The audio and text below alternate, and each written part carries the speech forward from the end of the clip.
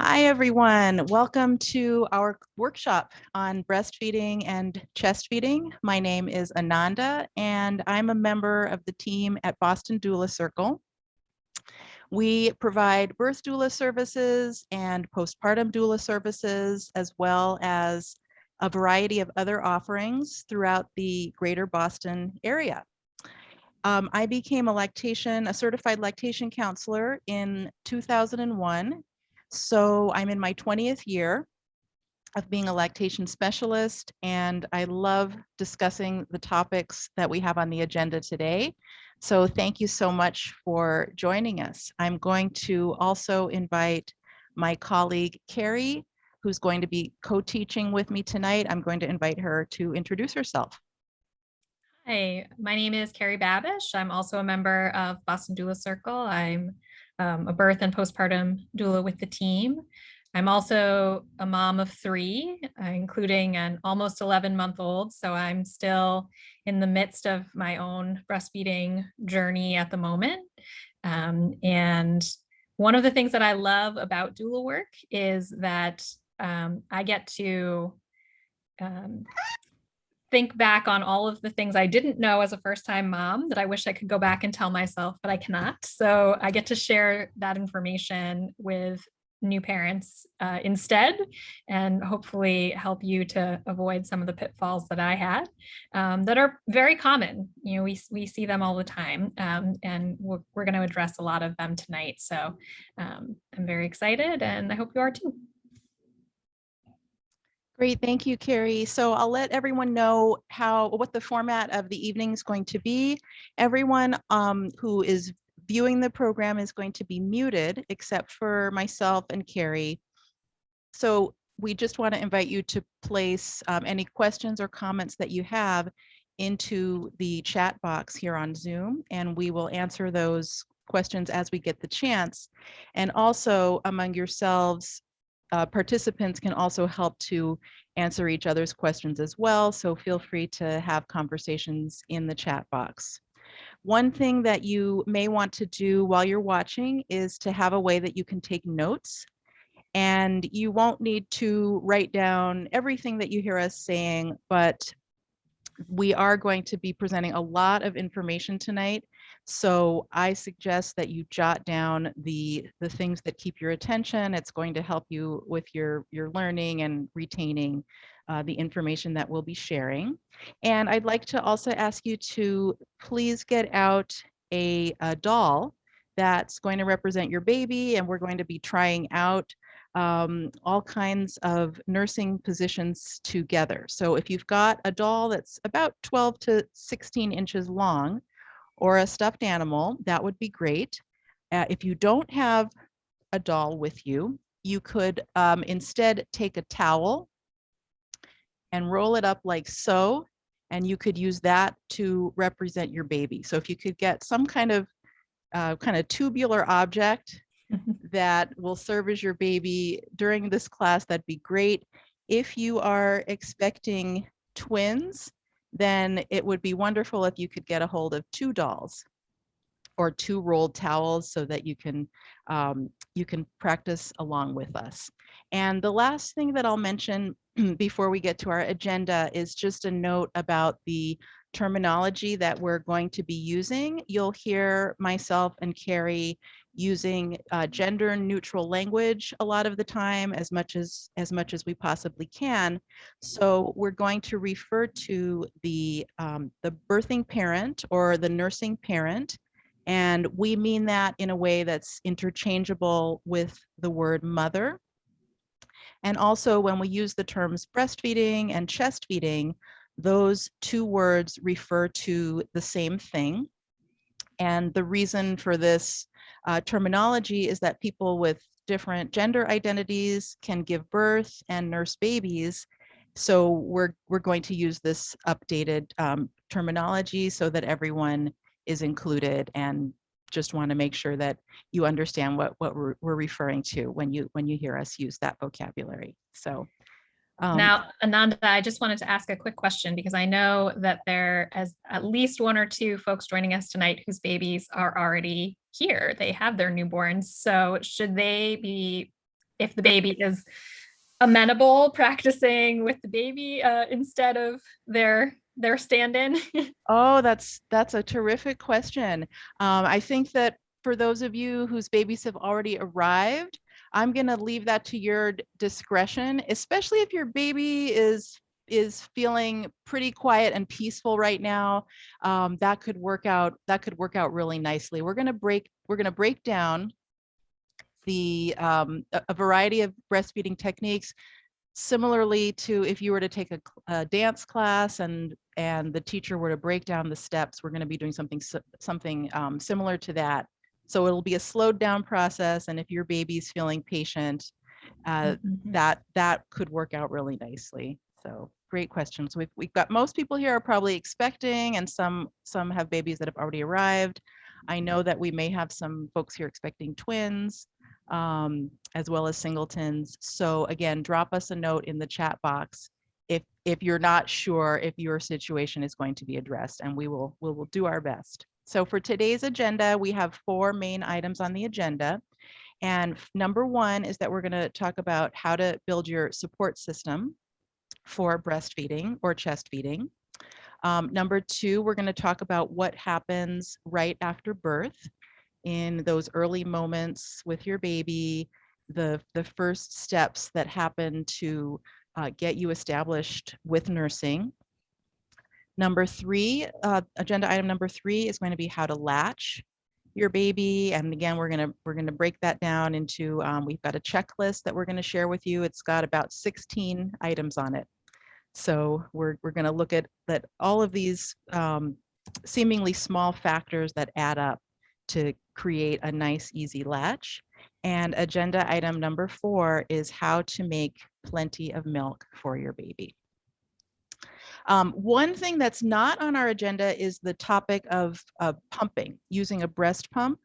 In particular, using a breast pump for those who are going to be going back to work full time.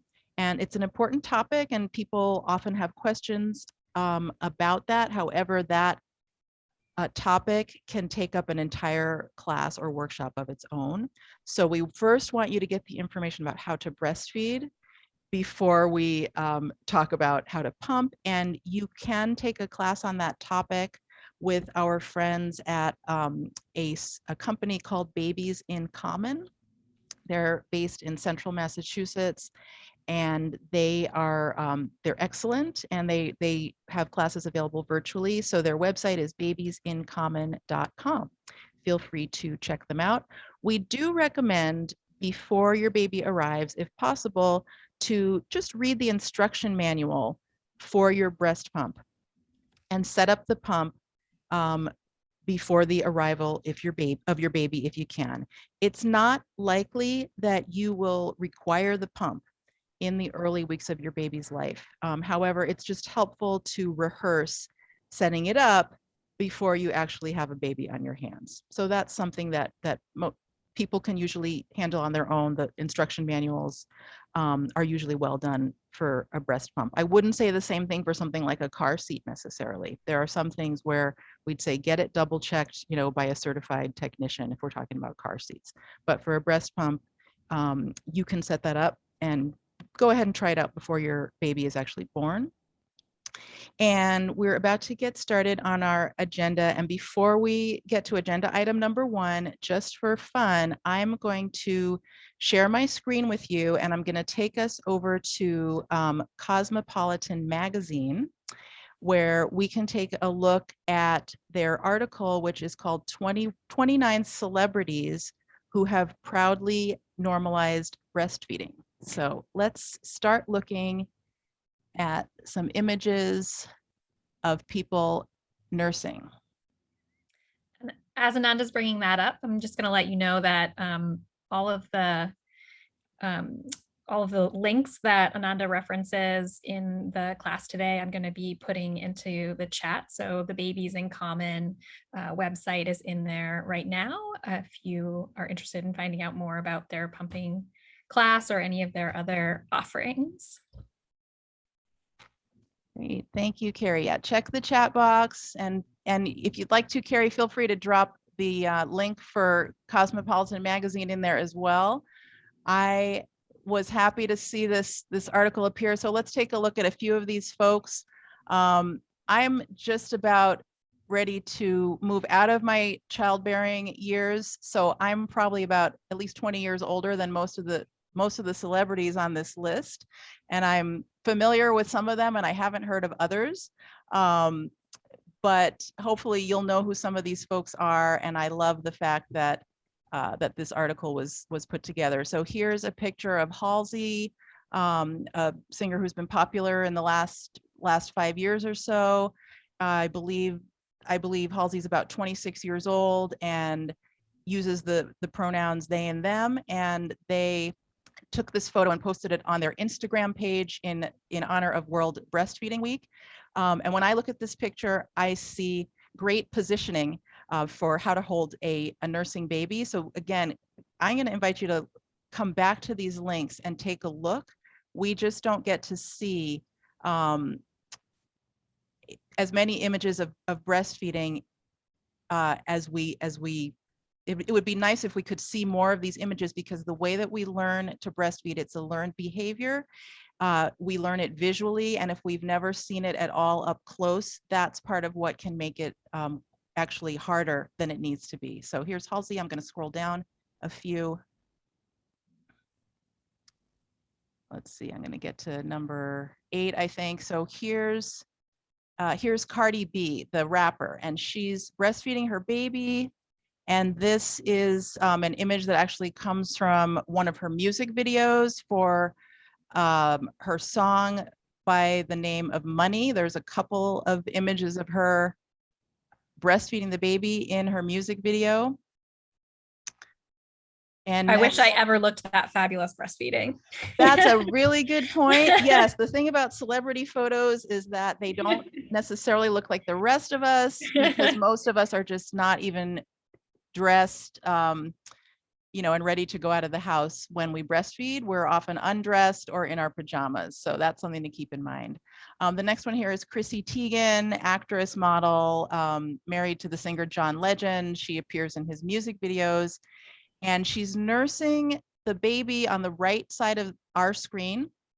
She's not nursing two babies. So the baby kind of to the left or in the center of our screen is a doll that her older child handed to her. She's not nursing twins. However, I love this picture because she's actually holding the two babies in a perfect position.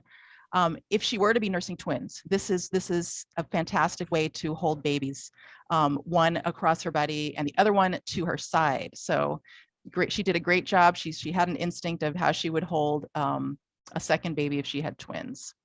So let's see who else is on here.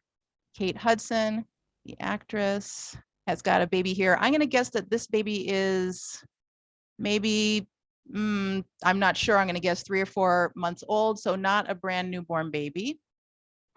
Actually, I'm going to go back up to Chrissy Teigen. Her baby looks a little bit younger here. So Chrissy looks like she's holding a baby who's maybe about a month old or a little bit less. And let's see if there's someone else that I wanted to point out today. That's somebody, I think the name is Rachel McAdams, and I'm actually not sure who that is. She's an actress. Okay. She's got a very glamorous pumping photo with some special lingerie going on. And then we've got another one. Let's see, for pumping, there's another one I wanted to show you for pumping, which is Amy Schumer. And Amy looks a little bit more like the rest of us when she pumps. And I just like this photo again because it looks so real.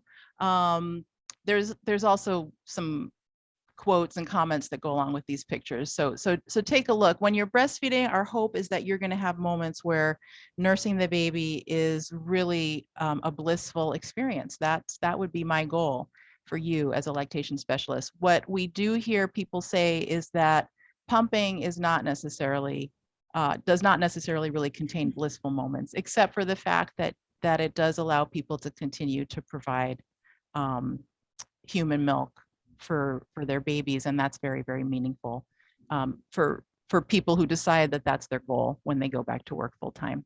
So I think pause right here. Actually, I think there was, yeah, I'll pause right here. So there's more, but feel free to go back to that particular link. And as we talk today about techniques for breastfeeding, if you were to go back to those pictures, you would be able to match up the techniques that we'll be talking about with those photos.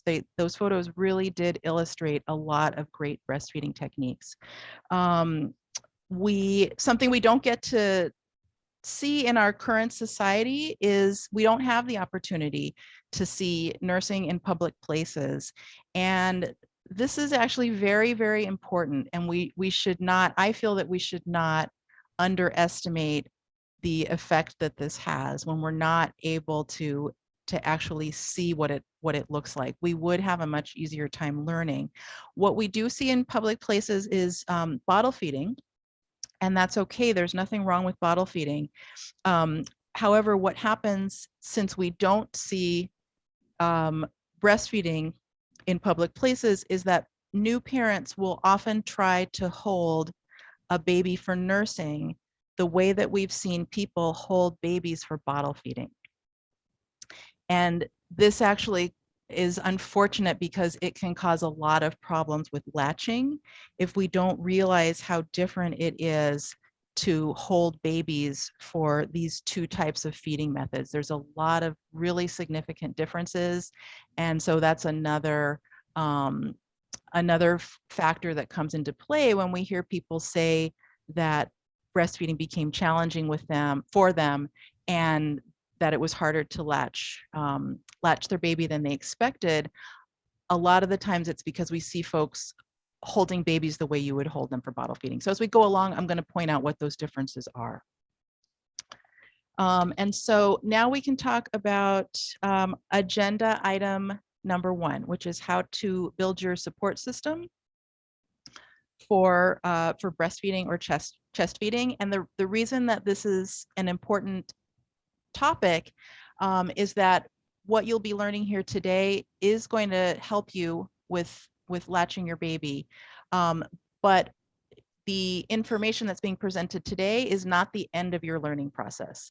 So when your babies are actually here, that's when we really need to bring on all the support that we possibly can. And there are several ways to do that. So let me share another screen with you.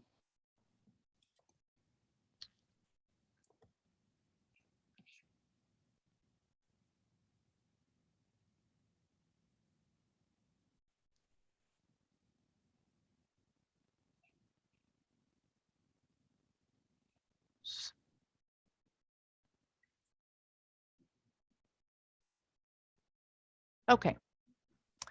So here are some suggestions and resources to be aware of. One of them is Boston Doula Circle, the organization that I'm a part of. We offer lactation consultations for all breastfeeding and chest feeding issues. You can visit our website to make an appointment with us. Number 2 is your health insurance plan. And there's some good news here, some good news and some bad news. Your health insurance plan, no matter where you're located, if you're in Massachusetts, if you're somewhere that's not local to where I am, but you're somewhere in the United States, your health insurance plan is required to pay for visits to lactation specialists. That's the good news. The bad news is that when this was enacted into law several years ago as part of the Affordable Care Act, aka Obamacare, what we found was that most health insurance plans wound up breaking the law. So even though the law is for health insurance plans to cover lactation specialists, it did not happen in the way that we were hoping in the lactation profession. What you can do though is call customer service at your health plan. And what you can say to them is, please read me my lactation benefits, and have them give you that information kind of verbatim from your manual. And you can also ask them for the names of lactation consultants that they cover. So some plans will say, you can see anybody who's within our plan. And then they might have 3 people listed in their plan. They might have more than that, or they might have 0. And that's the point where it becomes a burden to the parents to, to try to push their health plan to give them that coverage. But at least check with them and make that phone call prenatally. Next on the list is to check with the hospital or the birth center where you'll be having your baby if you're birthing at one of those types of locations.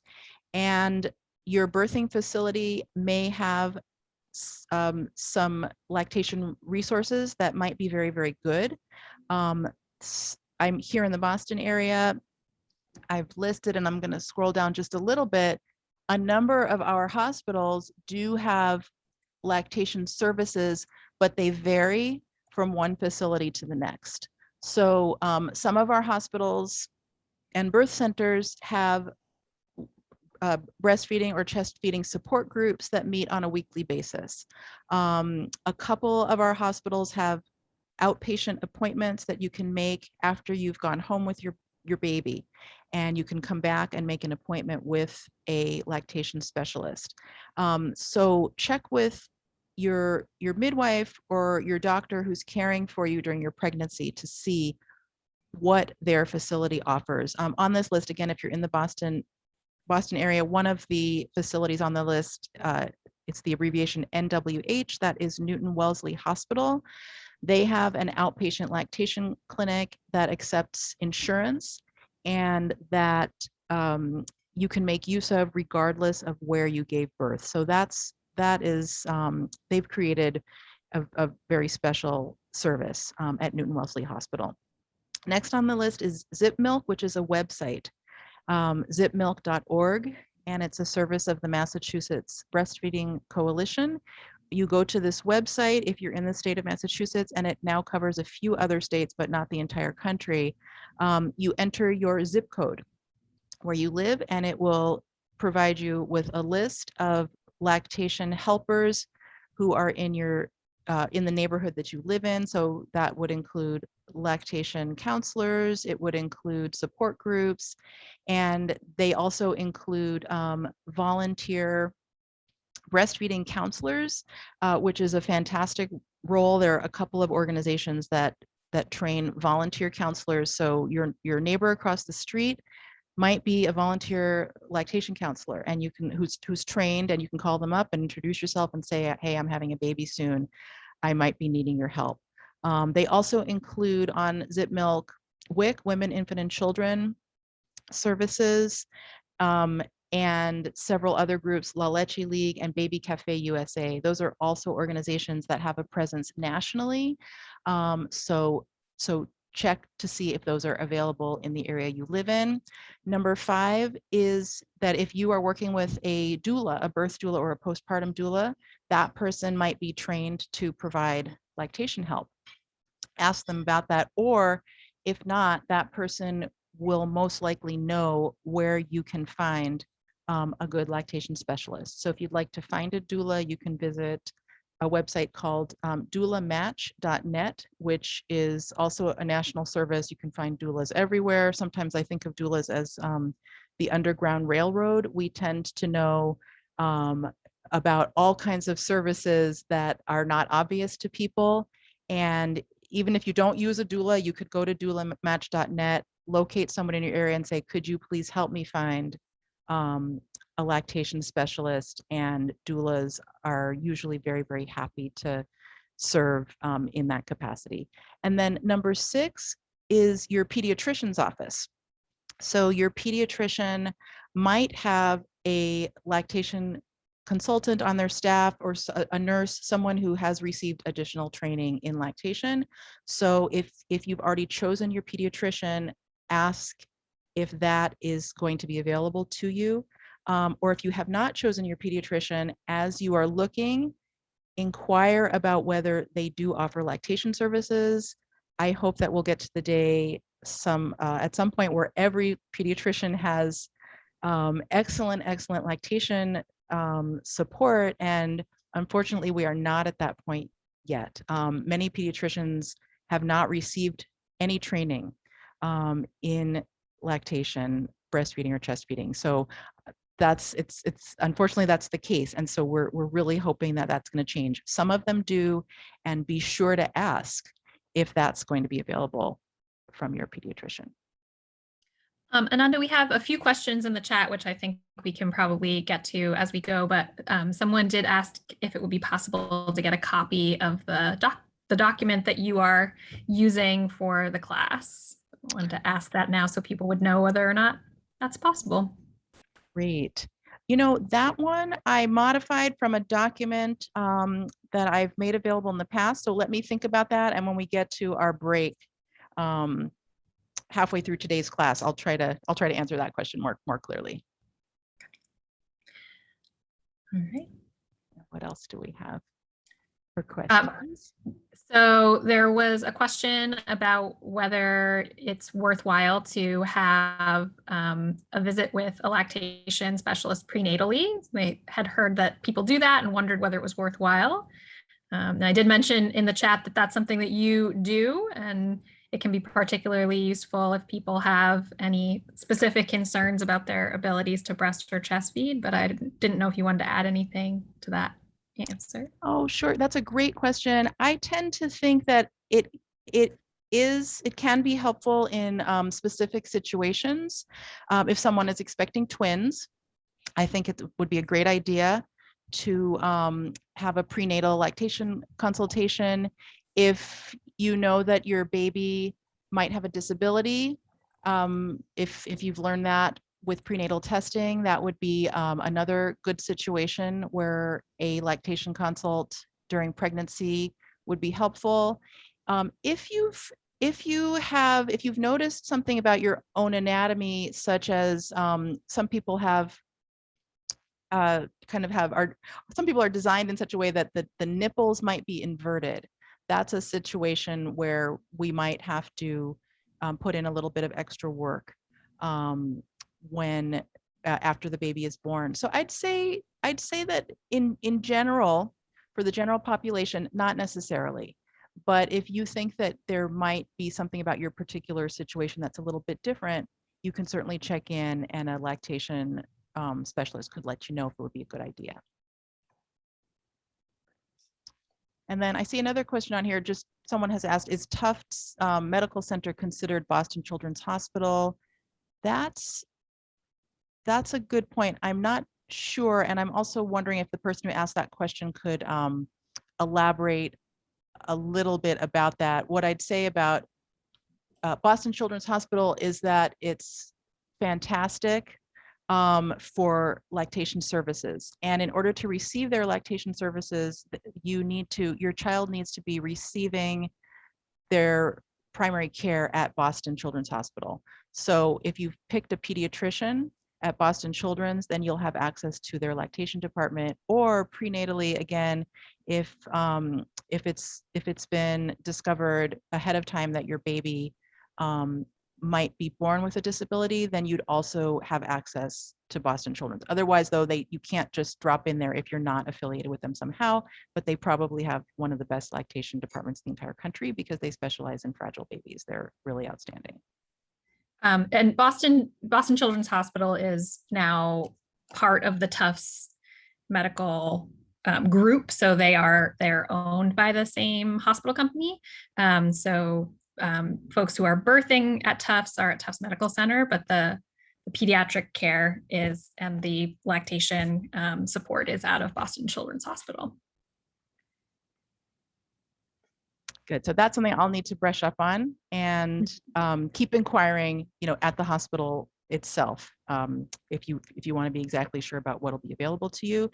In terms of other resources for breastfeeding, I want to mention the option of reading books about breastfeeding, especially books that contain photographs, and also watching videos of breastfeeding and chest feeding. I highly recommend this. Again, if we have the opportunity to visually learn, then nursing will be an easier process. So some of the books that I recommend, here's one called Breastfeeding with Comfort and Joy. And that title of the book always reminds me of A Christmas Carol, It's an excellent book. It might be self-published, but it's easy to it is easy to locate this book on the internet. And this is basically an entire book of photographs. And so I've found this one to be an especially great resource because it's a picture book with dozens and dozens of photographs.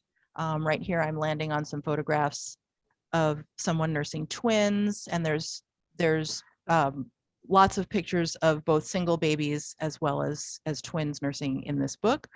So this is one of my favorites. Another one is a book called Breastfeeding, and this one has been around for quite a long time, and it's probably about its third edition. Also, this one's also easy to find in bookstores or on the internet. And this one is more, I'd say this one is more 50-50, a book with photographs as well as text and instructions. So it's a little different than the previous book, which is almost entirely photographs. And one other book I'll mention is for those expecting twins. There's a book called Mothering Multiples, and it's written by a mother of twins who also led a breastfeeding support group for parents of multiples for a couple decades. So lots of expertise in this book and lots of photographs of how to position two babies at once. And again, and also for videos, several of the breast pump companies have really fantastic videos on their website, and I use them when I teach a lot of the time. So companies like Amida, Lancino, and Medela, they all have fantastic photographs and videos on their websites. And the videos tend to be about 5 minutes long, but you can really get a close-up look.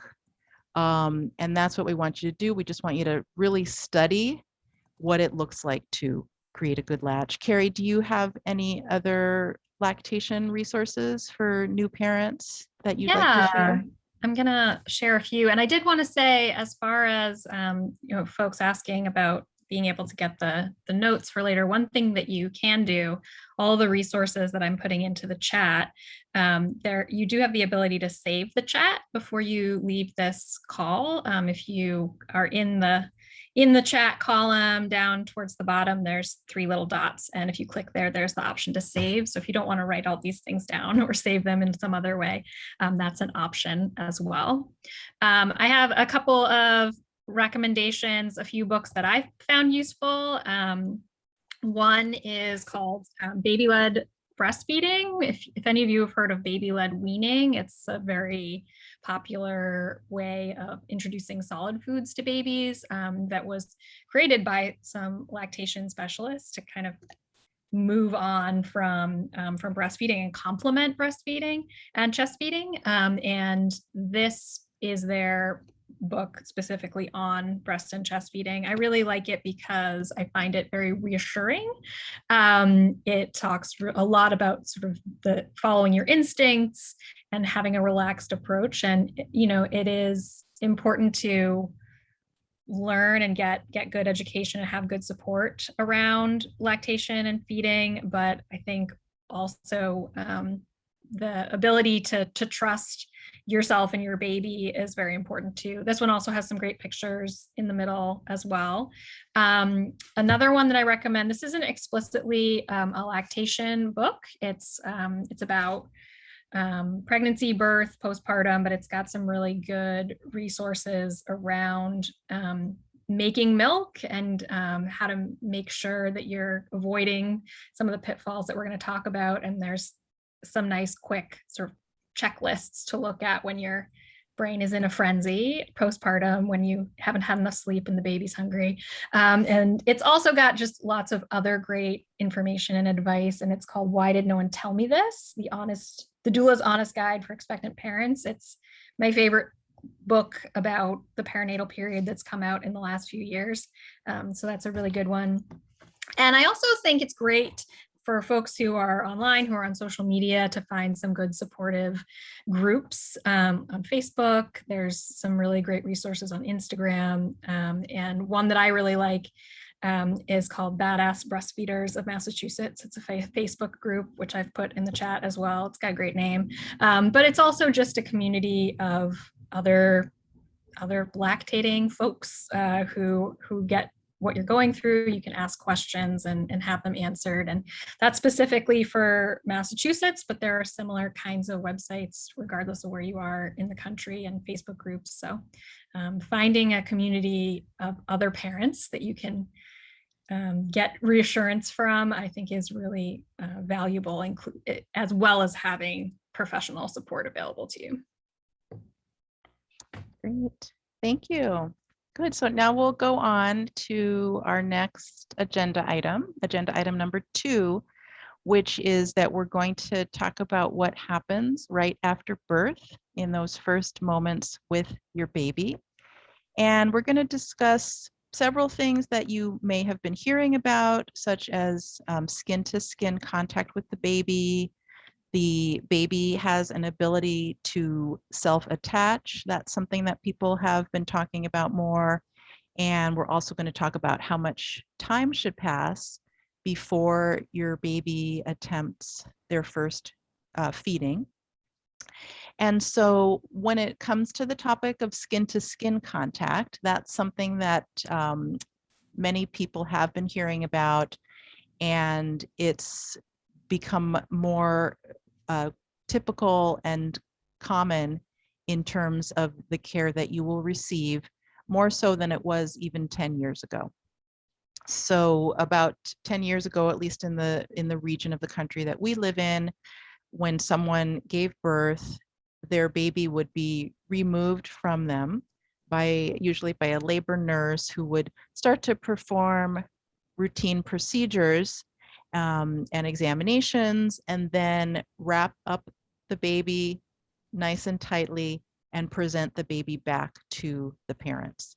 And what we know now from lots of well-done research is that that can actually constitute an interruption of the process that the baby was expecting, or that the baby was engineered to take part in at birth. If we keep the birthing person and the baby together in contact, skin to skin, there are lots of benefits, and that helps us to avoid some of the negative side effects of taking the baby away. So in the area of the country that we live in, this has become the standard of care, which has been exciting to see. There are times, however, when babies and parents do need to be separated. So I'd like to address both of those situations. If someone experiences a straightforward vaginal birth, then we have some guidance that comes to us from the World Health Organization, which is to keep the birthing parent and the baby together skin to skin for at least 1 full hour. And what's going to happen during that first hour is that babies will begin to seek out their parent's nipple, and they will exhibit, they'll perform a sequence of behaviors that every baby goes through. You might not notice the steps that the baby's taking. They're subtle. It's a subtle sequence of behaviors. But if you were to study it in the way that some scientists have done, you would see that there is a sequence that every baby acts out, which is very, very beautiful, and it's designed to get the baby to the nipple. So the baby is an active participant in that process. And what those behaviors look like are that babies who are laid on their parent's chest will start to do, they'll start to take certain actions. So one is, I'm kind of acting it out myself, they'll start to bob their head, they'll lift their head up and down, they've got enough neck strength to move their head around. They will begin to kind of heave their body. The baby's little torso will start to move to one side of the parent's body or the other, which is it's helping the baby to move in the direction of the breast and nipple. They will use their hands. the baby will start to feel around on their parent's chest. And they're getting a lot of information by doing so. So of course, the palm of the hands are very sensitive. And when the baby's hand does locate the nipple and makes contact with the nipple, the baby has several reflexes that are released. The baby will grab onto this nipple that is standing out a bit from the breast. As the baby makes contact and they grasp it, they're actually helping to evert the nipple and pull it out. So the baby's reflexes are helping to prepare the nipple for nursing. Also, when the baby makes that contact with their hand, they might grasp on for a few moments and then take the hand away. And what we see babies do after that is that they might just kind of dive right toward the nipple. They've kind of figured out where they are in space. And they're gathering all this information, it's just a really, really wonderful design. The baby will also start to make small movements with its mouth. So it'll open the mouth a little bit, and then the mouth will start to open wider after a couple of minutes, and then the baby's mouth will open very widely, and it looks kind of like a yawn, and I'll demonstrate that. So we'll see. And it will be really obvious that this wide open mouth is ready to take in a nipple. And this sequence of behaviors, again, World Health Organization gave us the guidelines of, give the baby an hour, an undisturbed period to go through this sequence. In cases where the baby needs to be separated from the parents because there's some special concern about the baby, this also happens. It's more likely to happen if the birth occurs by cesarean section. There tends to be more separation between parent and baby, or there can be other reasons that a baby or the birthing person needs extra attention after birth and separation happens. So then we have a guideline also from the World Health Organization, which suggests when the parent and the baby are reunited to spend 2 full hours skin to skin. Babies who've had a separation from their parents will often exhibit behavior that appears to be disorganized when they return to their parent, and so that sequence of behaviors might not appear to go so smoothly. But if we give the baby extra time, so instead of 1 full hour, we allow for 2 full hours of skin-to-skin contact, babies will reset their behavior, and they will then follow that sequence of behaviors. So that's pretty exciting. And in the lactation world, we have given a name to the baby's ability to find the breast on its own, and the name that we've given it is the breast crawl. So if we leave a baby entirely alone, except for kind of hugging it in our arms, the baby will start to move toward the nipple on its own. And if you'd like, you can watch, there's a short video that was created by UNICEF. It's called the breast crawl. So if you do an internet search for the breast crawl and the word UNICEF, UNICEF, you can watch this fantastic video, short video of a baby doing the breast crawl, and then Carrie also will probably drop that into our chat. And just quickly, the importance of skin to skin. And again, let's say that not just in the moments instantly after birth. I'm going to suggest that in the first 48 hours or so after birth, or the first 48 hours when, if there's been a separation between baby and parents, the first 48 hours of being reunited, I'm going to suggest using skin-to-skin contact at all times when it's time for feeding. The reason that skin-to-skin contact is so important is because it provides powerful sensory input to the baby, and that sends messages to the baby's brain, which signal the baby to start using its mouth to latch properly. So let's think about if you were to receive a massage over your clothing, that, you know, that feels nice. But if you receive a massage directly on bare skin, it's even more pleasant. So here's something for you to try out right now. As you're sitting and watching this, I just want you to find an area of your body that's covered with clothing and just kind of firmly scratch that area.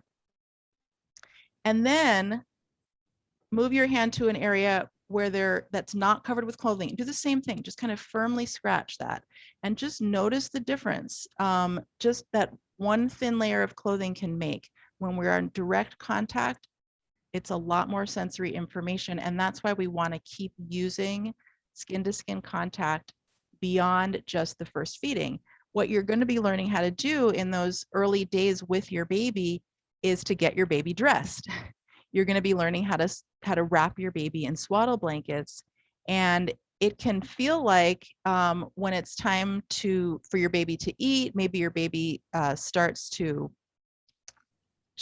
kind of make some physical motions, and your baby starts to give you cues of hunger, and your baby may start crying. That's also a hunger cue. It can be really tempting if my baby suddenly starts crying. I may want to pick the baby up and not take the time to get my baby undressed. However, if this is my beautiful baby who's crying and I take that extra moment, I'm going to do that right now to get my baby undressed. I'm not really good at undressing my baby yet. I'm just learning how to do all of this stuff because my baby is so brand new, but it's going to be worthwhile. If I take the time to undress the baby, you can leave on a diaper. But otherwise, let's get all this surface area of the baby's body available for us to touch and cuddle. And that actually lets the baby know that it's time to eat, especially when the area of the baby's abdomen is pressed into the parent's body. That pressure on the baby's abdomen and the skin to skin contact sends a message to the baby's brain. So let's keep using skin to skin beyond the first hour after the baby's birth. Let's use it for at least several more days after that. Carrie, do you have any observations about skin to skin or breast crawl? Well, we had a question that I think is a really great one, and that's what role can/should non-gestational parents play during this time? And in parentheses it says, can we snuggle too? Yes, of course you can. And I think particularly in those situations where Nanda mentioned the gestational parent maybe having to be separated from the baby for one reason or another, the non-gestational parent can be providing that initial skin to skin.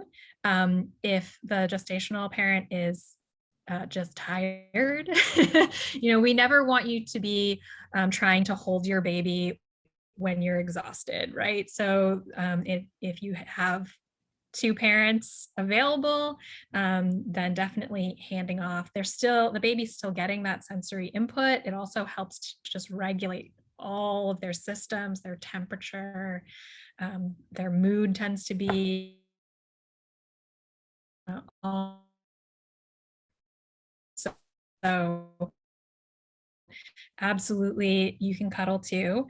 We're also, I know, a little bit further on when we're practicing positioning of the baby, the non-gestational, the non-nursing parent can be helping to provide a second set of eyes, the nursing parent of all the things that we're going to be talking about. So helping to keep an eye on, like, does the latch look okay? Are you holding the baby the way that we discussed? So absolutely, there's a lot of role to play there.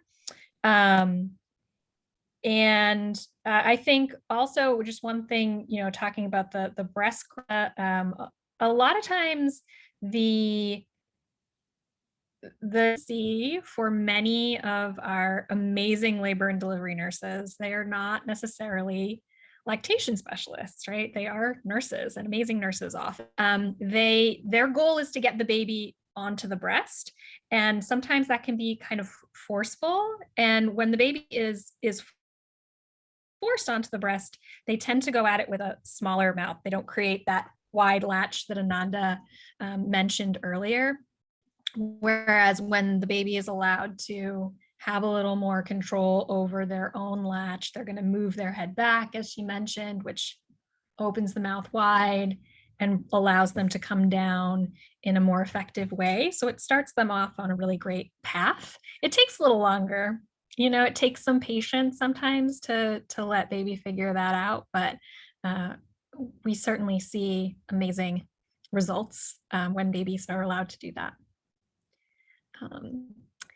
We had a question that I'm not sure if Ananda ended up answering this question for you, Ashley. How long do you recommend doing skin to skin after birth? And Ananda did mention doing it for at least the first few days every time you're feeding. I have an 11-month-old, and when he's really cranky, sometimes we still do skin to skin because it just is really balancing, frankly, for both of us. Because when baby gets cranky, usually we do too. And then we also had a question. This is for our local folks, particularly about Newton Wellesley Hospital. I understand that Newton Wellesley Hospital doesn't allow unsupervised skin to skin outside of the delivery recovery room. Maximizing skin to skin was when still in the hospital under those guidelines. Oh, Ananda's disappeared on me. This is certainly something that we do see specifically at Newton Wellesley. You may see it at other hospitals near you. I think being very clear about your desire for skin to skin, being able to speak to why you feel that it's important, and asking your nurse to be present and observe you. Yeah, I would often say, if you are in the room, just your family and your baby, you know, you kind of get to make the choices. But we have heard of some folks being sort of scolded for making that choice. So it is a little bit unfortunate. So I think it depends on your tolerance for scolding. If you're willing to take that on a bit, I think you can kind of make your own choices. Otherwise, having that conversation with your nurse and saying, I'd like you to be present as much as possible for me to be able to do skin to skin with my baby. Ananda, I don't know if you have any additional thoughts on that. I would agree with everything that Carrie said. So this particular hospital is kind of unique and on its own in our area, in that it's there's a particular clinician at that hospital who has not been in favor of skin to skin and kind of influenced the policy there. So that's not really in line with what current research shows, in my opinion, and in the opinion of the lactation profession. So I would agree with what Carrie said, is that, you know, there'll be some self-advocacy needed, and it's just a conversation that probably happens quite a bit at that hospital, because there are parents who want something different than what that particular doctor has kind of advised everyone who's under his care, basically. So we are going to, we're going to be taking a break soon, but before we do that, I'd like us to get started on agenda item number 3, which is how to latch. And agenda item number 2, which was what happens right after birth, we had a bit more information. I'm going to try to fold that into agenda item number 3. And what we'd like to do, I'm going to be sharing with you another document, which is the checklist that I mentioned earlier. It's a checklist that I created called simply called How to Latch, and it can be found on the website for Boston Doula Circle if you'd like to refer back to it. And I'm also going to share that on my screen right now.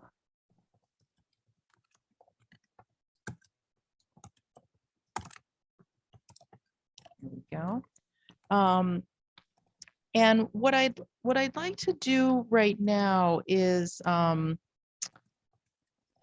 talk about the fact that nursing a baby and latching on your baby it's a process that is biologically designed to be pain-free. However, we certainly hear stories from quite a few parents who report that they experienced pain while learning how to breastfeed or chest feed. From the perspective of the lactation profession, what we've observed is that oftentimes this pain comes from a latch where the baby's mouth has not fully opened as widely as it can, and therefore the baby takes in a smaller amount of breast tissue than we would ideally like to see. When that happens, the result is pain because the nipple is such an incredibly sensitive area. Ideally, we'd like to see babies open their mouths as wide as possible, and for the baby's mouth to land beyond, quite a ways beyond the nipple. So with a wide open mouth, instead of just kind of hanging onto the tip of the nipple, the mouth takes in a larger area. And in a few minutes, we'll also show you some pictures of what that looks like. When that happens, that's when we would expect latching to be pain-free, when we've created what's called a deep latch. We've gotten the baby really kind of far up onto the breast or the mammary tissue, and we're not just pinching down on the nipple. So the checklist I've created here is going to give us some things that we can look at regarding what's happening with the baby's mouth, but it's also going to give us things we can look at that are happening with the baby's entire body. And if the baby's entire body is being positioned in a way that is appropriate for nursing, and in particular, and does not actually mimic what happens when we hold a baby the way we would for bottle feeding, but when we're holding babies or allowing babies to position themselves in ways that are appropriate for breastfeeding, then all of those things together help to create a deep latch that is much more likely to be pain-free. So we're going to go through the steps on this checklist together. And what I'm going to ask you to do is to take a hold of your baby, which is the doll that you've got with you, or a towel that you've rolled up to be the size of a doll. And I'm gonna go down this list. I'm actually gonna take it off the screen share right now. Again, if you'd like to have a copy of this for later, you can look at the bostondoulascircle.com/lactation. But I'll be reading that aloud for now. So the first thing I did that you saw me do a few minutes ago was I removed my baby's clothing so that we can go back to skin contact. Perhaps I've been home with my baby now for 1 or 2 days, and my baby's 3 or 4 days old if I had my baby in the hospital.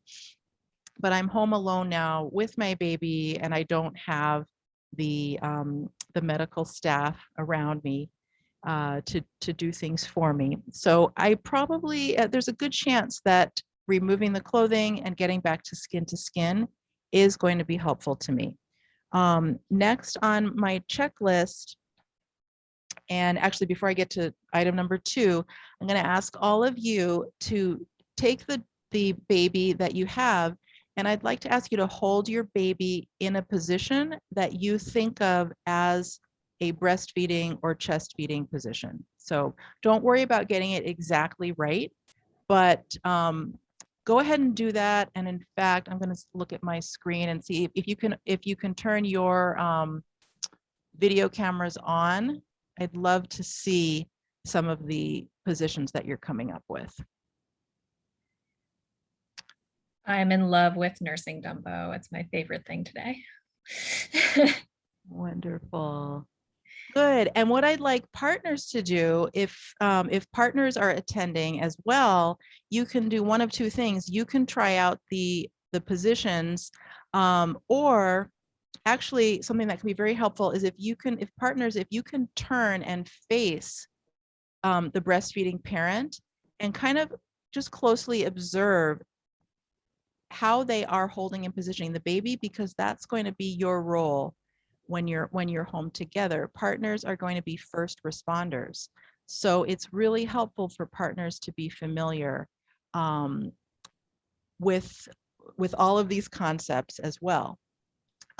So what we've got on our checklist after skin to skin, the next item is it's what we describe as being tummy to tummy. So regardless of what position you have placed your baby in, I want you to look down and see, just as I'm doing here, see that the baby is directly facing you, really kind of facing you head on so that the baby's abdomen is pressed into your abdomen. And that's a little different than if I were to hold my baby, but turn my baby outward a little bit. So even if my baby is turned away from me, let's say like 30 or 45 degrees, what happens then is I've actually now introduced this space between me and the baby. I'm now holding my baby in such a way that the baby's abdomen is not pressed into me. When babies get beyond the newborn stage, they can be more flexible, and they probably will kind of sit and turn themselves away. But in the brand newborn stage, they are expecting to be really pressed into you. So I've got my baby in a position that I would describe as a vertical position. My baby is kind of sitting up in my lap, and I'm holding the baby in place, and the baby is directly facing me. I could do the same thing if my baby were in a horizontal position. So if you take a look at the screen here, all I'm doing is I'm kind of rotating my baby as though my baby is kind of like the hands on a clock. I'm rotating the baby. My baby can be vertical and upright. My baby can be horizontal and across my chest. My baby can be on a diagonal. So I'd like you to try that. Just try rotating your baby from horizontal across your body, and then bring the feet down to a diagonal. And then keep going so that the baby is vertical and straight up and down. And what all these positions have in common is that my baby is tummy to tummy with me. I'm not tilting my baby away from me the way that I would for bottle feeding. So we often see parents tilting their babies away from them because they're more familiar with images of bottle feeding. We want to get that baby facing the food, which in this case is the breast and the nipple, and get the baby tummy to tummy. Next on the list, it says baby directly faces the nipple, follow the angle of the dangle. And that's a saying that came from some lactation consultants in Great Britain. And what they meant by this is when they said follow the angle of the dangle, what they meant is that different people's nipples point in different directions. So someone might have nipples that point pretty much straight ahead. Lots of people have nipples that point in a more downward direction. Some people have nipples that are kind of like a little ski jump and they point upward. And some people have nipples that point out to the side. So you've got this whole, if you look at the screen and you see what I'm doing with my fingers, nipples can really point in quite a lot of directions. And so what you want to do is just observe yourself. I don't think I even knew what direction my nipples pointed until after I had a baby. So get familiar with that. Do your nipples tend to point a little bit downward, upward, to the sides, or straight ahead? And you want your baby's face to be in that area. And that might mean that the way you position your baby is actually a little different than what you've seen somebody else do. Because let's say someone else has a nipple that points like a little bit upward, like that ski jump, and mine points downward. We're going to be positioning our babies a little bit differently. So be aware of that, of your own anatomy. Next on the list, it says no pillows is best. And that this allows for the fullest range of motion. So something that's very popular these days is the use of nursing pillows such as boppies. And those can be okay for some people. However, they're not required, they're not evidence-based, and they actually, for some people, will interfere with being able to position their babies. And I'll tell you why. If what we're trying to do is we're trying to line up the anatomy of the parent with which is the chest, breast, and nipple area, I'm trying to line that up with the anatomy of my baby, which is my baby's mouth.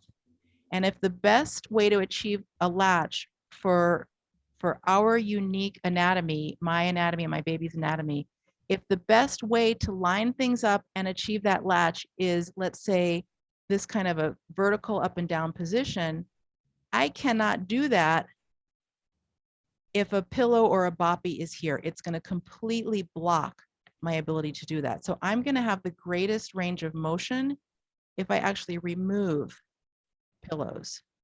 But they are very popular. What we often observe in the hospital is that because they're so ubiquitous, is that the staff may start to hand you pillows and to tuck them in around you. And it's okay to decline those pillows, or at least to say, before I leave the hospital, please help me to nurse at least once with no pillows. Because what happens is that parents go home, and we've heard many parents get home and say, I don't remember how to arrange all those pillows. Mm-hmm. And they become anxious. The pillow does not latch the baby. And in fact, it can kind of interfere a little bit with your confidence to notice your own instincts to position your baby and your baby's instincts to get into position. So let's and again, for some people, if the best way for my baby to latch on is in this kind of, perfectly horizontal position, then I could put a pillow underneath myself. And okay, that's fine. It's kind of a neutral experience. It's not really doing anything. It's not really helping me in any way, but it's because these products are mass produced, people think that they're needed. But let's think about it. If you ask if your own parents or grandparents were able to nurse their babies, ask them if they used pillows, and they will all say, no, we just sat the babies in our laps. So not until the last generation have people tried to use these pillows, and at best they're harmless, but for a lot of people, they actually prevent them from latching comfortably. Sometimes something that I find, Ananda, as far as pillows, I am somebody who uses pillows for support. I think largely because my babies, particularly as newborns, always fed for like a really long time, and my arms would get tired. And so my arms needed support more than the baby needed support. So something that I recommend with folks who I'm working with postpartum is to get the baby arranged first, to figure out what the appropriate position, or often there's more than one position that will work for you, but finding those good positions and then seeing if there are parts of your body that need support, and using the pillows afterwards rather than using them as a starting place. So sometimes they can be helpful, but they shouldn't be, they should be supporting the position that you find most helpful and that baby finds best, rather than dictating the position that you are going to be in. And then someone asked if a pillow is perhaps more advisable post C-section in terms of mobility and scar healing. Not necessarily. I think, as Ananda mentioned, because there are so many, there's this whole sort of clock face of positions that baby can be in. There are many positions that baby can nurse in that will not be touching or impacting the scar area. Again, I think you're gonna find those places that baby feels best positioned, and then you may find that a pillow gives some comfort, to kind of shield that scar area a bit, but not necessarily. And this is a question I don't know if we'll talk more about later, but there's a question about thoughts on nipple shields. I want to make sure that that's in your mind, Ananda. And then there's a question that says, I noticed you rotated your baby doll where its stomach was more on your side than your tummy. Is that also a possible position, or was it an accidental over rotation? No, that is a position. Oftentimes we hear that called the football hold. And as long as the baby's tummy is towards your torso, that counts as tummy to tummy. So I'm demonstrating that now. So yes, the baby, I'm calling this, I am still calling this tummy to tummy.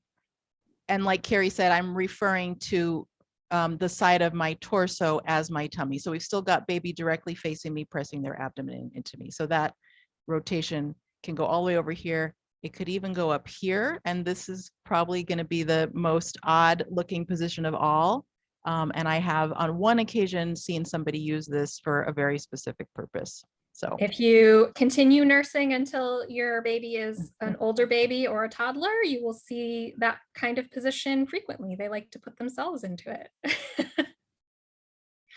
Yeah, so I won't be so literal about tummy to tummy. It doesn't have to be the tummy in front of on the front side of my body. It could be we could also refer to my tummy as being to the side as well.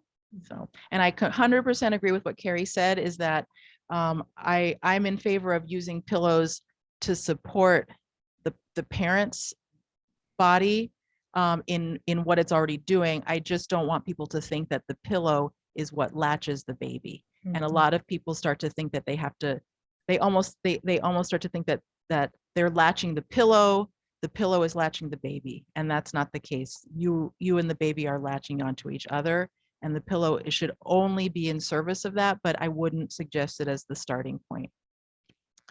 And so I'm going to suggest that we take a break for 5 minutes and then come back and continue. So I've got 7:16, so why don't we come back at 7:21?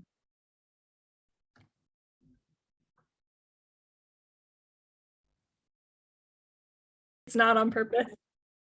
Okay, thank you. So yeah, if you're wondering why he's not belly to belly, it's because he's got more opinions about how he wants to be positioned at this time. Yeah.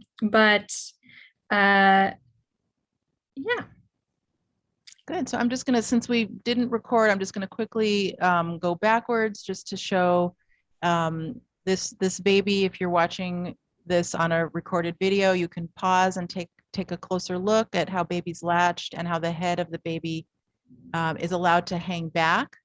And that's very helpful because when the head hangs back, the jaw in front can open wide and drop down. And that's why we don't block the back of the baby's head.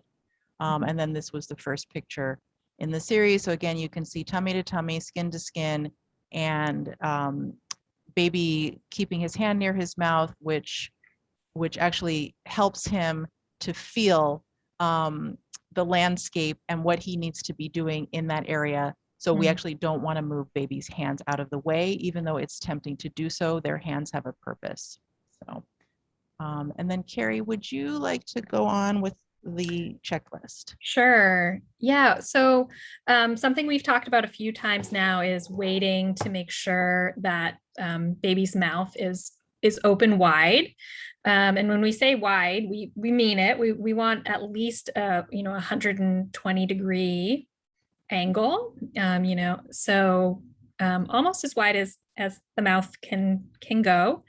And we also want to look for what we call an asymmetric latch.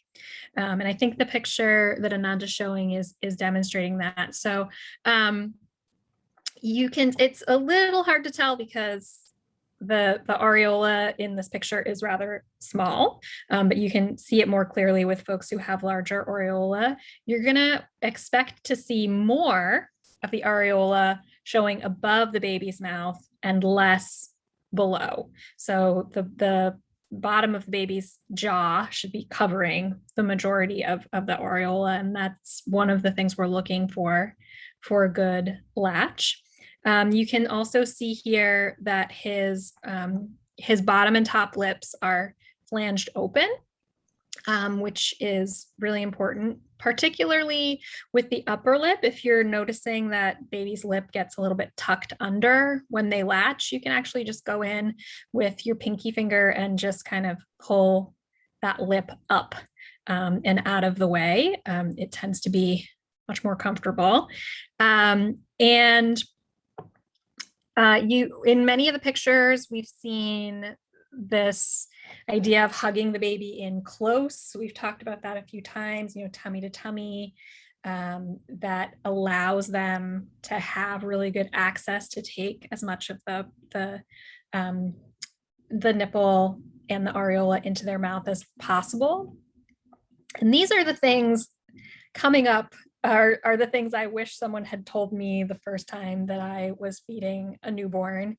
One is, don't tolerate pain with latching. Latching should not be painful. If it is, you can put your pinky into the corner of the baby's mouth, gently break the suction, and start again. And that can be really hard. It can be so hard, especially if it's taken you a while to get the baby on. You just want to grit your teeth and get through it. But it really is better for you, better for baby, if you do remove them and try again. Because if you are in pain, if you are uncomfortable, chances are that the baby is not nursing as efficiently as they could be. So they're not getting as much milk as they could be, and you're in pain. It's not good for anybody. So, don't feel like you have to grin and bear it. We recommend doing what are called micro adjustments, which means when you unlatch the baby, move them a centimeter to the left, to the right, slightly up, slightly down, and try again.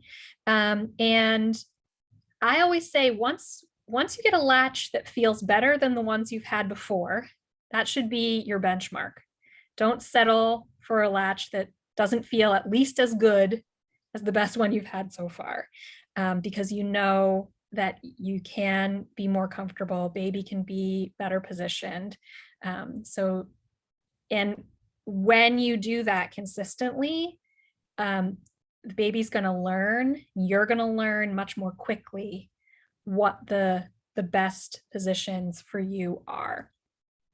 And if you've been trying to latch for a while and baby's starting to get frantic, and maybe you're getting a little frantic, it's okay to stop trying to actively feed and just have some skin to skin time.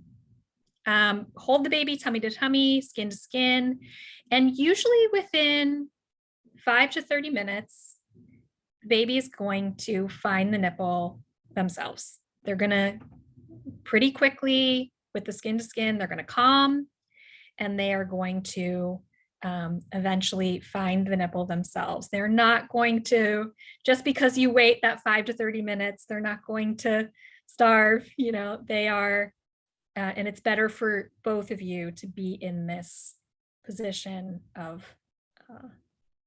not trying to approach it panicked and frantic. And Ananda just put a question into the chat if folks haven't seen it that says, what has everyone heard about how often a newborn needs to eat? Great. And a couple of folks have started answering, and I'd love to hear more answers from others as well. Even if someone has already given your answer, I'd like to see what people are being told and what you've heard, because that's going to come up in just a few minutes.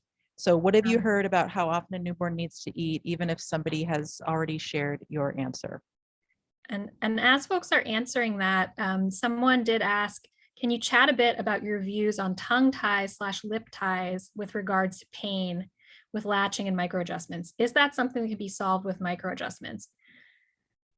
Sometimes, depending on the level of the lip or the tongue tie, how much it's impacting the baby's ability to move their mouth, to move their tongue appropriately. Sometimes it is necessary to have those ties released. And sometimes even that, even after the ties are released, some work with a lactation consultant or body worker, like a PT or a chiropractor is necessary to help kind of retrain the latch. My little guy that you saw in the pictures there had like one of the most obvious tongue ties I've ever seen. I diagnosed it myself about 3 seconds after he was born, and also a lip tie. And he, for him, it was necessary to have those released.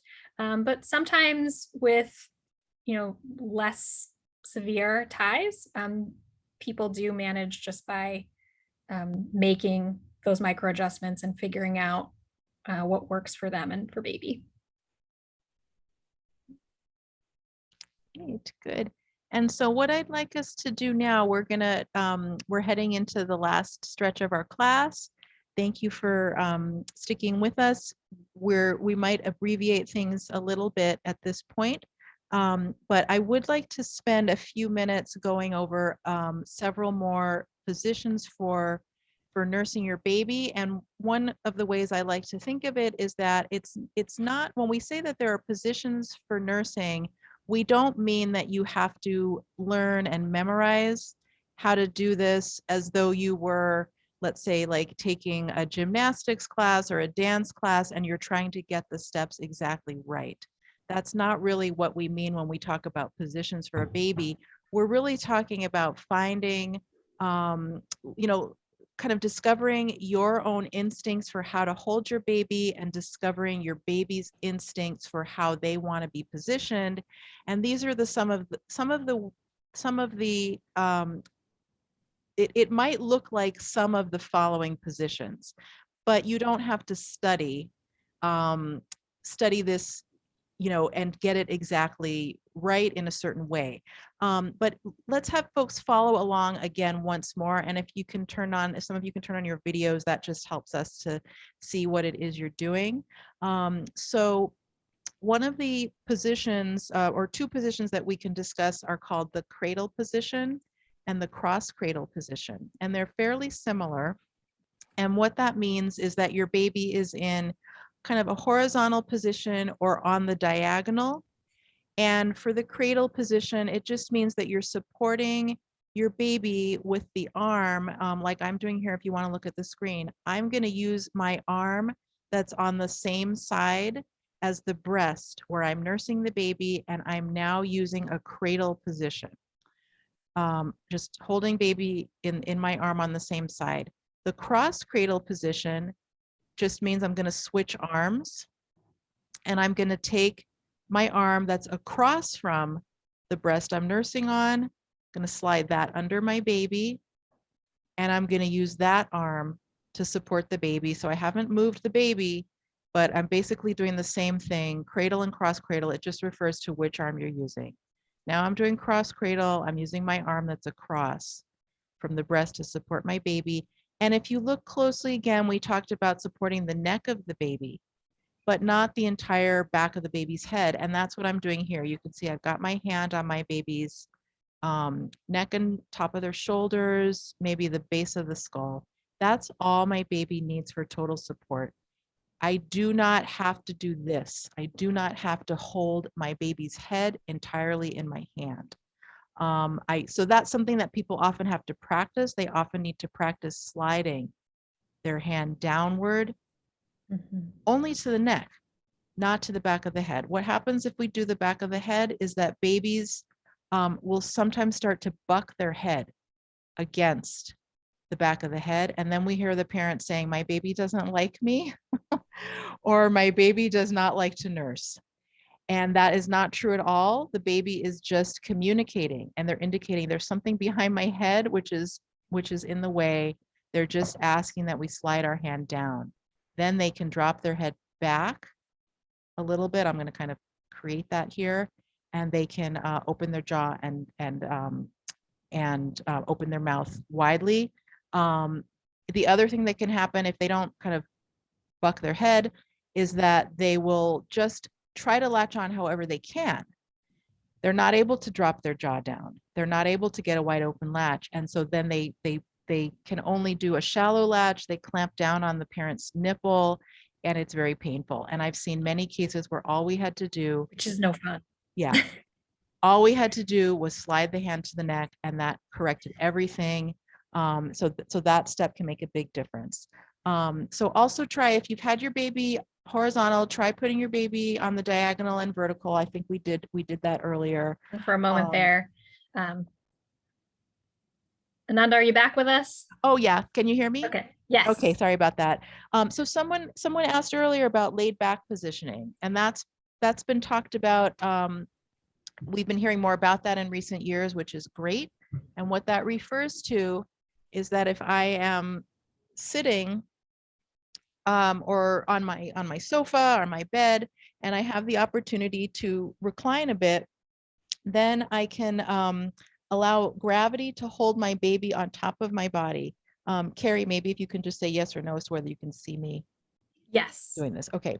And babies are born without full neck strength. They do not have total neck strength, but they have enough neck strength to exactly hold up their head in this position and latch on. So it's amazing. It's not a coincidence that they have that exactly perfect amount of neck strength. They're designed to be able to use that position, and gravity holds the baby onto. And you probably would wrap your arms around the baby as well. But this is referred to as laid back positioning. And there's a lactation consultant who's devoted her career to studying just this one position, and she's found that it releases over 200 reflexes in the baby that facilitate an easy latching experience. So that's a good one to know about, is that you can recline and have your baby on top of you. And then I'll also talk about a sideline position. So both the laid back position and a sideline position allow the parent position when she's unfrozen. I'm sure she'll say more, but are you back? Can you hear me? Maybe not. Yes. Can you hear me now? Yes. Okay. And I was just talking about that laid back position as well as a sideline position, both of which allow the parent to get some rest. So it's not necessary to sit upright constantly to nurse a baby. And sometimes people think that learning to nurse lying down is a little bit more sophisticated, but it's not. You can learn this on day one of your baby's life. And this is how probably most other mammals nurse, is in a reclined or lying down position. So sometimes we meet parents, their babies are a month old, and they're very tired parents, and we say, have you learned how to nurse lying down? And they say no. So they just went 30 days nursing all day and all night long and never lying down. And that is that's going to cause us to become sleep deprived, which is not necessary. So I'm going to share a couple more pictures of our parent and baby nursing in while lying down. And Ananda, after we get a chance to look at these photos and talk about them a bit, I think you missed this when you were cutting out a bit, but we did have a question about what some of these positions might look like with twins. Oh, okay, wonderful. I'd be happy to show that too. So just quickly, here's a sideline position. Baby is directly facing the parent, and the parent and baby are basically parallel to each other. And they're being totally supported by the surface that they're laying on, which is intended to be a bed that is free from, lots of loose blankets and fluffy objects. So it's a safe surface in case the parent or the baby were to fall asleep while nursing. And then the next photo happened just a couple moments later, where the parent has kind of rolled onto her back and the baby is rolled a bit on top of her. This is sort of halfway in between side lying and a laid back position. The baby's kind of halfway in between. But again, this is a resting position, and this would be a much different experience, again, than trying to sit upright at all times to nurse. And I will demonstrate some positions for twins. What I want to say about nursing while lying down is that people wonder if they might fall asleep with their baby, and the answer is that it might happen because breastfeeding releases hormones in the parent and the baby, which promote drowsiness. And so it's helpful to become familiar with how to create a safe sleep environment on your adult bed, whether or not you plan to intentionally co-sleep or if you plan to never co-sleep. What we know is that the large majority of nursing parents do fall asleep with our babies in our adult bed. So about 2/3 of us do fall asleep. It's part of the design. And the thing to do is just, it's much better for everybody to know what the safety guidelines are than to just say, I'm never going to do that and not know what the safety guidelines are. So we've got some links that Carrie has dropped into the chat. One of them comes from La Leche League, and it's llli.org/breastfeeding-info/sleep/bed And that is one of the best sources that we found on how to create a safe sleeping environment in your own bed in case you were to fall asleep in bed. And you can also look at the safe sleep guidelines from the American Academy of Pediatrics. And they've got an article. Oh yeah. I was just to say one thing that I want to mention is, Ananda is talking about falling asleep in bed, and we're likely to fall asleep even if we're not in bed, if it's the middle of the night and we're tired and these hormones from feeding are running through us, making us sleepy. And a safe bed environment is actually much safer than almost anywhere else that you might fall asleep with a baby, such as a sofa or a chair. So if you are in a place where you think you might be likely to fall asleep while nursing, whether you mean to or not, a safely prepared sleep area in your bed is actually the safest place for that to happen. Yes, absolutely. Falling asleep with a baby on a sofa is the riskiest place, and it's the chance of an accident happening with the baby are much higher if we fall asleep on a sofa than if we fall asleep in a safely prepared adult bed. And let's see. So again we're getting toward the end. We have just a few minutes left. We might go over time by about 5 minutes. But we'd like to address, and maybe in the future we'll break this up into separate classes. We would like to talk a little bit about how to make plenty of milk and to know what the strategies are for that to be possible for you. So I had asked folks to write into the chat, what have you heard about how often a newborn baby needs to eat? And we got lots of great answers. And I would say that the answers we got combined give us the full they give us the full answer to that question. So some people said they've heard every 1 to 2 to 3 hours. Other people said that they've heard 8 to 12 times in a 24-hour period. And the complete answer is a blend of the two of those. So newborn babies do need to eat a minimum of 8 to 12 times in 24 hours. And I think it's important to remember the part of that phrase which says that's the minimum. So we say a minimum of 8 to 12 times, but it's probably a little bit more realistic to think of it as it being closer to 10 to 15 times per day. That's probably closer to the reality. We do need it to be a minimum of 8. And most babies are going to wake up on their own to feed that frequently. If you have a baby that is a sleepier than average baby, perhaps a baby that was born preterm before 37 weeks, or a few other babies who are the exception to the rule. If babies are sleeping a bit more than average and they are not waking up to eat a minimum of 8 times, we don't want that number to drop down to 7.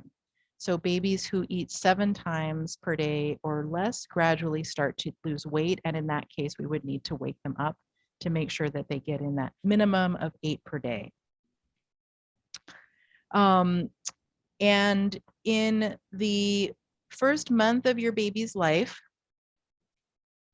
the characteristics of a nursing infant are going to be a little different than they will be later on. So the first month of life is the most intense part of the caregiving experience. It can feel like at times the only thing you're doing is feeding the baby, and there is some truth to that.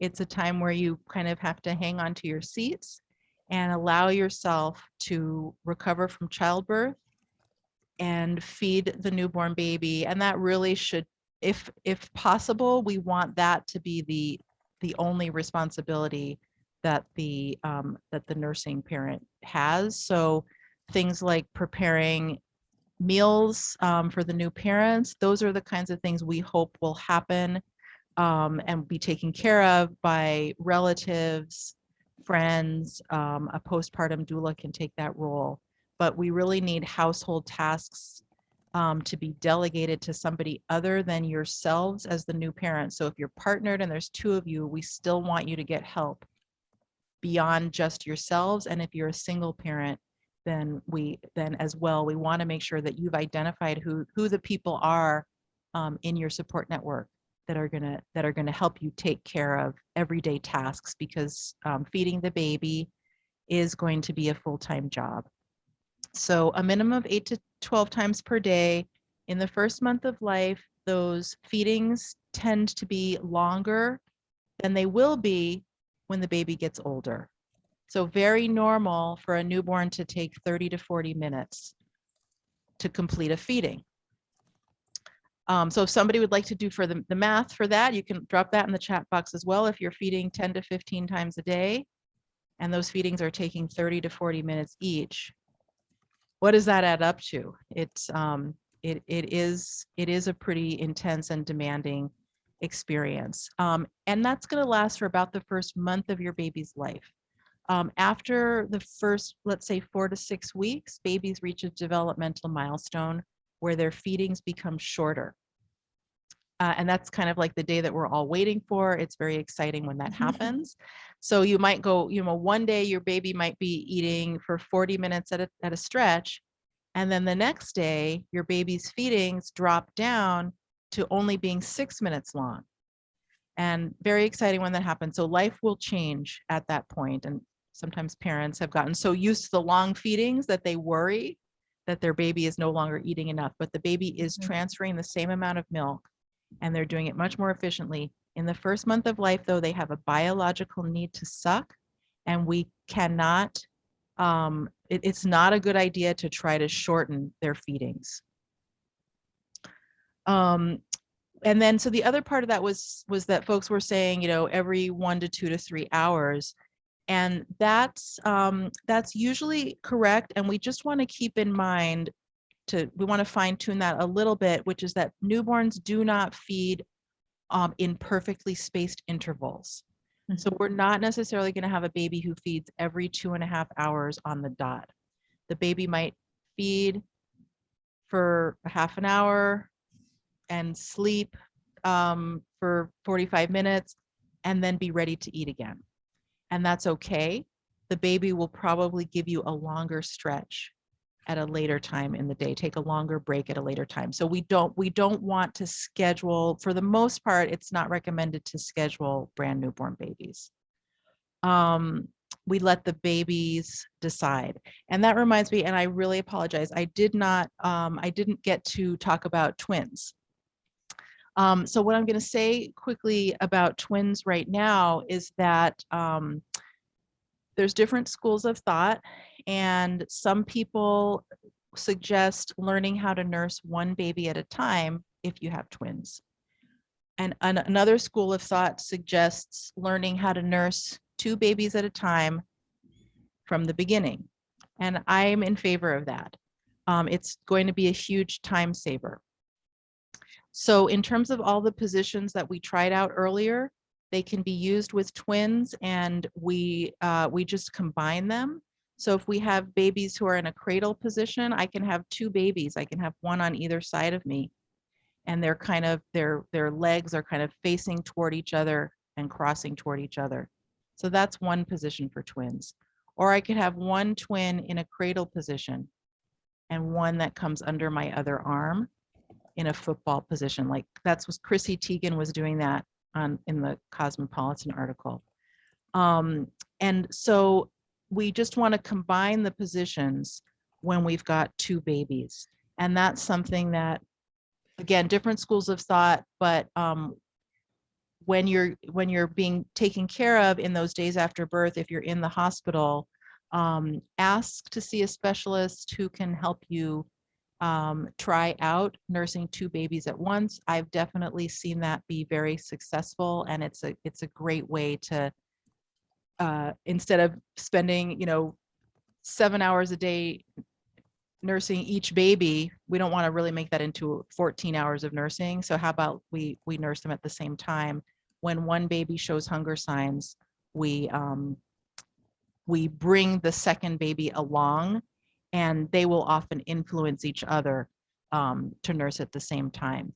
It's also possible, however, with twins, especially since twins are a little more likely to be born earlier prematurely, that the babies might have different abilities in those first few weeks. One might be a stronger nurser, and the other might need some time to catch up. And in that case, we would need to make some adjustments to a plan, and it's a great idea to absolutely have a lactation specialist involved, because breastfeeding twins can be a really fantastic and successful experience, and it needs just as much support as a singleton, plus plus a bit more. Daniel, who asked the twin questions, yeah. said that it looks like a group hug, which I think is great. Oh, yes. Yeah. And I mean, I think that for, parents who kind of put in that effort and get enough support, lactation support, so that they can be successful, I think it's tremendously rewarding, because it's there's an extra challenge there, but then yeah, you've got even higher levels of hormones flowing, and it can be a bliss fest. So that would be our goal, without minimizing the fact that there is an extra challenge there. We had a few questions that I think we can answer pretty quickly. There was a question about tips for taking comfort in the fact that there's actual milk transfer to the newborn other than using a scale. There's a lot of cues to look for. You can, when baby is nursing, you can be paying attention, looking and listening to their suck and swallow. You should kind of see a rhythm where they're sucking a few times, and then you might hear a gulp. You probably will see their jaw move a bit as they swallow. So looking for that. Paying attention to their output. Are they putting out plenty of wet diapers? When they have poops, breastfed baby poops come sometimes every time a baby feeds. Sometimes it's a few days in between, but is it looking after those first few days of like the dark meconium poop and starting to transfer over? Once you get past that, are you getting that orangey, seedy breastfed baby poop? And looking at the baby themselves, do they look, when they're awake, are they looking alert? Is their skin looking good? They're not looking sort of sallow. The fontanelles, those soft spots in the baby's head, are they looking a little sunken? That can mean baby's a bit dehydrated. And if you're really concerned, we would recommend getting a lactation consultant who can come in and maybe do a weighted feed with you to give you some reassurance that the baby is taking in milk. And if they're not taking in as much as we would like, to be able to give you guidance on how to improve that situation. There's another question about, should we always feed from both breasts, switching halfway through a feeding? Generally, the recommendation would be to finish one side first. The lactation consultant that I worked with my own baby said the first side is dinner and the second side is dessert. So allow them to nurse until the breast has softened, they've stopped feeding. Sometimes they'll take themselves off the breast. For me, my babies never take themselves off the breast because they love to suck. So I would do breast compressions where you just create a C shape around your breast and give some gentle massage. We have a video that shows what that looks like that I'll put the link in. And if the baby started to slow down, I would do some compressions and they usually would start back up again. But if they're really stopping, you can take them off, you can burp them, and then you can offer the other side and they'll decide whether or not they want to take both breasts or not. You just want to make sure that the next time you start on the breast that's gotten the least amount of attention in this feed. That relates to, there was another question about how long should you feed on each side. It's not so much a matter of timing it. There's a saying in the lactation field, which is to finish the first breast first. And that's what Carrie was just describing. So rather than timing it, we wouldn't say 15 minutes on each side. We would say, let the baby slow down and start to appear satiated or less interested in the first side. And that way we know that they probably got all the components of milk from that side, the fat, the carbohydrates, and the protein. And they will, they'll start to show less interest. But if you offer them the other one, they'll go ahead and take it because, or they may take it. So finish the first breast first. Don't worry about the time because we don't want to stop them before they've gotten all of the macronutrients out of the first side. There's a question about whether you should wake a baby up to feed if they seem to sleep longer. Generally, until baby has come back up to their birth weight, the recommendation is to make sure they are feeding every 2 to 3 hours at least. Once they have come back up to their birth weight, you can allow them to have a 4 or 5 hour stretch overnight. Allow yourself to have a 4 or 5 hour stretch overnight. Generally, how long would you say, how old Ananda, do we want to say the baby should be when we can start letting them sleep a bit longer than that? I would, according to my training, the most important thing is the number of feedings in 24 hours. Mhm. So we just don't want to drop down below 8 in the first 10 weeks of life. 10 weeks. And then it says, are you supposed to feed a baby when they first wake in the first 4 to 6 weeks? Is the goal to feed the baby every time they're awake? How do you know they're hungry? Most babies newborns are going to be interested in eating when they wake up.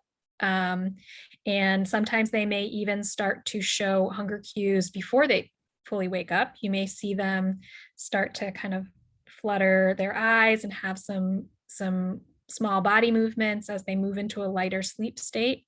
And you might see them start to do some of these cues, putting their hand to their mouth. If you're holding them, maybe starting to root, turn their face towards your body, opening and closing their mouths, maybe smacking their lips a little bit. These are all cues that you might see before or just after the baby wakes up. And you can actually put babies, you can latch babies before they're fully awake often, which is great at night, because if you catch it the right time, then the baby doesn't ever fully wake up, which means they're easier to get back to sleep again. Crying is a late cue. So crying is a very clear cue of hunger, but if you can catch these earlier cues, then hopefully you get to that stage less frequently. Great. Yeah, so newborns are awakened by hunger and thirst. So if we're wondering, how do you know they're hungry? They usually need to eat pretty quickly after waking up. And I'm going to put one more link for a video that we like to share with folks called Maximizing Milk Production with Hands-on Pumping. And it is good for pumping, but also this hands-on approach can be used when you are nursing as well. Some of these massage and compressions that we mentioned earlier. It's a really great video. It's a bit on the longer side, but worth it. Good, and we'll finish up now. Thanks for sticking with us. Since we've run over time just a few minutes, we'll be sending you information about our upcoming offerings. And I believe our plan, Carrie was kind enough to compile all of these websites. So we'll send that to you in a follow-up email. And then we'll also let you know about our next free Zoom class happening in October, which is going to be an express childbirth class. So let us know if there are ways that we can help you. If you ever feel like you're getting too much mail from us, you can take yourselves off of our list, but we want to be helpful. And thank you for joining us. Thanks, everyone. And we can leave that chat open. And Carrie, you had mentioned that the chat can be copied.